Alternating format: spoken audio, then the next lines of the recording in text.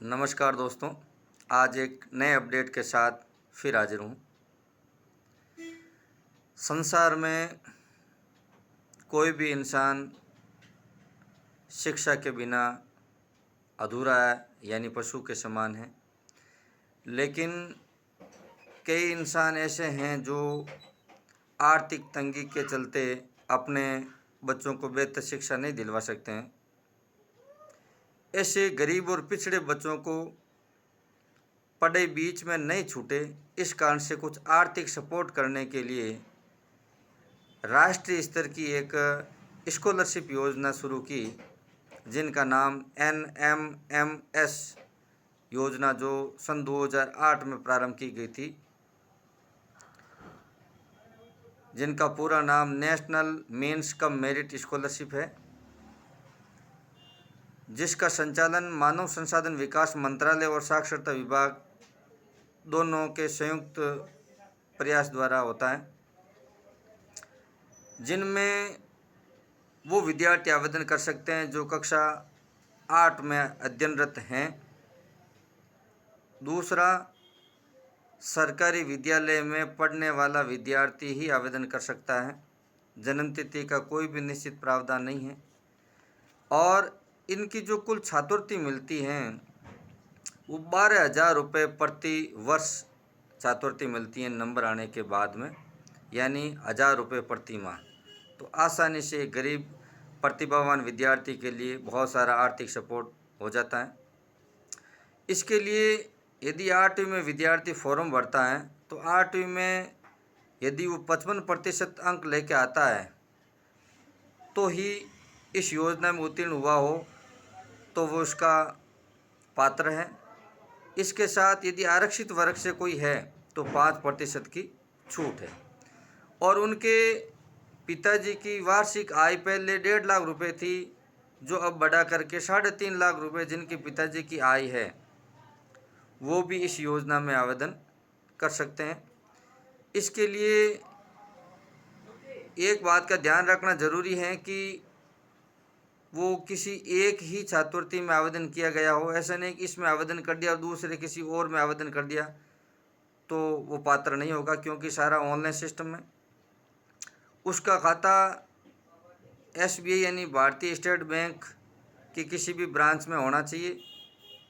इसके साथ आगे कोई भी छात्रवृत्ति जारी रखने के लिए कम से कम पिछली कक्षाओं में 60% से उत्तीर्ण होना चाहिए और आरक्षित वर्ग के लिए 5% छूट है।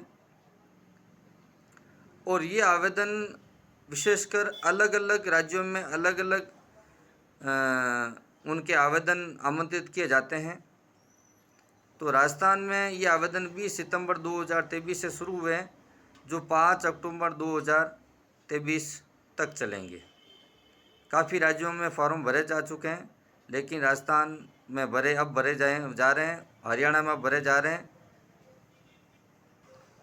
ऑनलाइन आवेदन बाकी राज्यों में NSP नेशनल स्कॉलरशिप पोर्टल पर ये फॉर्म भरे जाते हैं, लेकिन कुछ राज्यों के अपना खुद का अलग से जो शिक्षा अनुसंधान परिषद है उनके द्वारा ये फॉर्म भरे जाते हैं।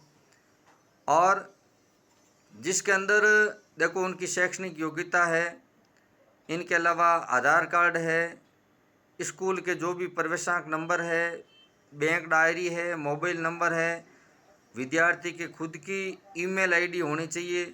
इनके अलावा पिछली कक्षा की अंक तालिका है, जाति प्रमाण पत्र है।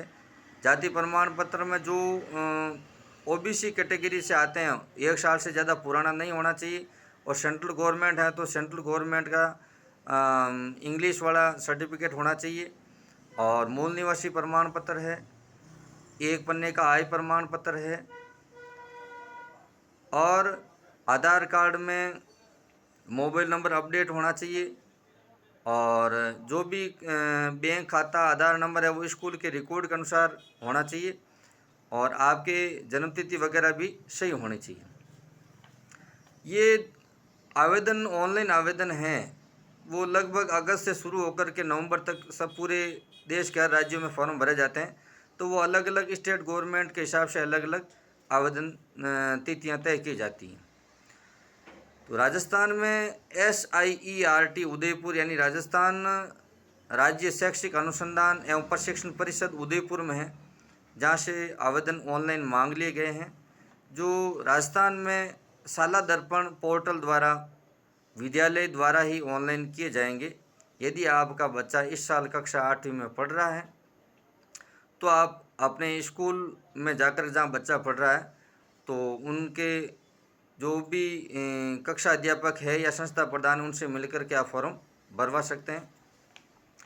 इसके अंदर वो विद्यार्थी फॉर्म नहीं भर सकते हैं जिनके अंदर जो बच्चे जवाहर नवोदय विद्यालय तिलवासनी में पढ़ रहे हैं, या कोई प्राइवेट स्कूल में पढ़ रहा है, या कोई केंद्रीय विद्यालय में पढ़ रहा है, या कोई सैनिक स्कूल में पढ़ रहा है, या राज्य सरकार द्वारा संचालित कोई भी आवासीय स्कूल में पढ़ रहा है, वो इस योजना का लाभ नहीं ले सकता है। इनकी अभी राजस्थान सरकार जो एग्ज़ाम डेट है वो 19 नवंबर 2023 निर्धारित की गई है, जो संभावित तिथि है। और पाठ्यक्रम किस प्रकार के सवाल इसमें आप आएंगे, तो एक तो इसमें मेट और एक सेट है। मेट का मतलब होता है मेंटल एबिलिटी टेस्ट है, जिसके अंदर 90% आएंगे एक एक अंक के, जिसमें, और सेट के अंदर है वो स्कूल से रिलेटेड जो भी सवाल आएंगे, जैसे विज्ञान है, सामाजिक है, गणित है, और 7वीं 8वीं दोनों कक्षा के सवाल भी आएंगे। तो 90 सवाल ही सेट के और 90 ही मेट के, यानी 180 सवाल 180 अंक के होंगे, कोई भी नेगेटिव मार्किंग नहीं होगी। और पासिंग के लिए, यानी इसमें किनको फाइनल माना जाएगा, उनके लिए कम से कम बिना आरक्षित वर्ग वाले के लिए 40% होने चाहिए, और आरक्षित वर्ग वाले जो विद्यार्थी हैं उनके लिए 32% अंक होने चाहिए।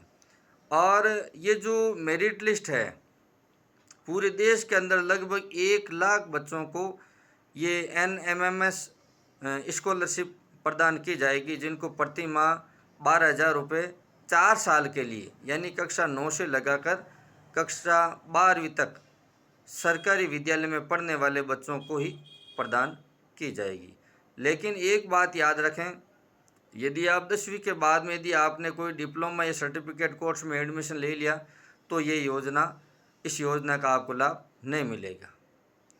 तो दोस्तों ध्यान रखें कि इस प्रकार की कोई भी ऐसी कोई केंद्र सरकार या राज्य सरकार की ऐसी कोई स्कॉलरशिप योजना यदि हो, और यदि आप सोशल मीडिया द्वारा यदि आपको जानकारी मिले, या अखबार द्वारा कोई आपको जानकारी मिले, या व्हाट्सएप ग्रुप द्वारा यदि आपको कोई जानकारी मिले, तो आपकी नज़र में ऐसा कोई गरीब प्रतिभावान विद्यार्थी हैं जो इस योजना में आवेदन कर सकता है और उन्हें प्रति वर्ष 12,000 रुपये की छात्रवृत्ति मिल सकती हैं, तो ऐसे गरीब पिछड़े प्रतिभावान विद्यार्थी तक ये सूचना पहुंचा करके एक बहुत बड़ा पुण्य का काम करें।